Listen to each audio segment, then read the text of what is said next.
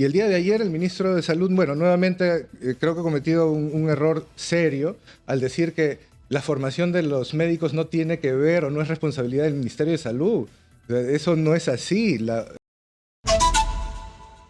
La problemática fundamental, que Exitosa lo ha planteado nuevamente, ¿no? Las carencias, la gran diferencia entre lo que es este aseguramiento universal, donde podemos decir que todos, y la realidad. Claro, porque ya, digamos, hay problemas con el examen, ahora no sé cómo se va a salir de este entrampamiento, ¿no? Porque lo que señala Alfredo Celis y qué es lo que dice también el colegio, por lo que nos dice Pedro. Es decir, debería, al terminar la carrera de medicina, haber existir un examen que den todos los que pretenden ejercer la medicina y todos lo tienen que aprobar como condición para ejercer la medicina. Y por supuesto tendría que ser gratuito, no debería haber un privilegio, una diferencia entre los que tienen dinero para pagarlo y no.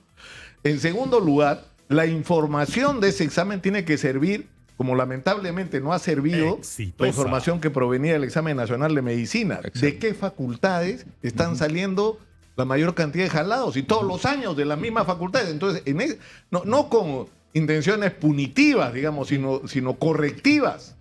Que las universidades que producen alumnos que no son capaces de pasar un examen, entonces ahí hay que hacer correcciones.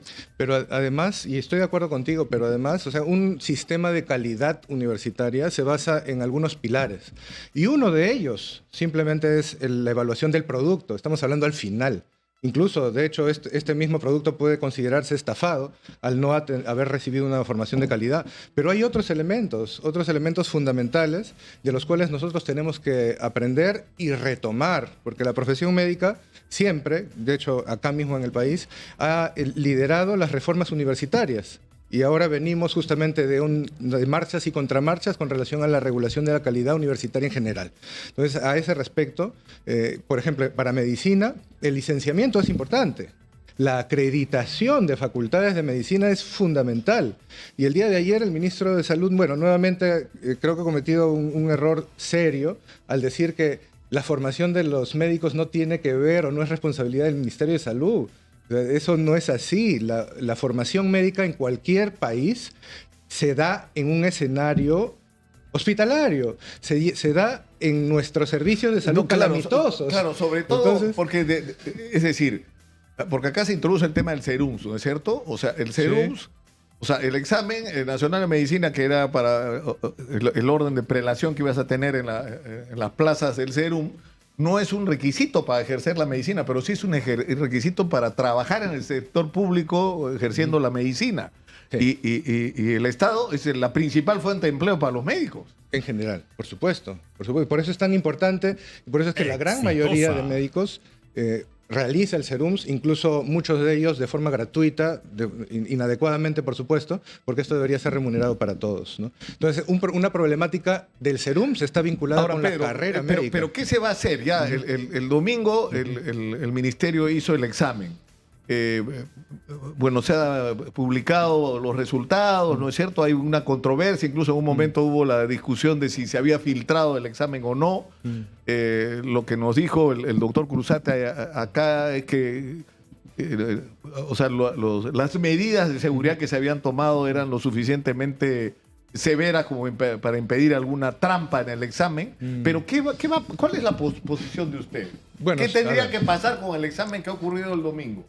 Bueno, en primer lugar, hay que advertir que este examen se ha realizado en función de no más del 15% de la currícula de la formación médica.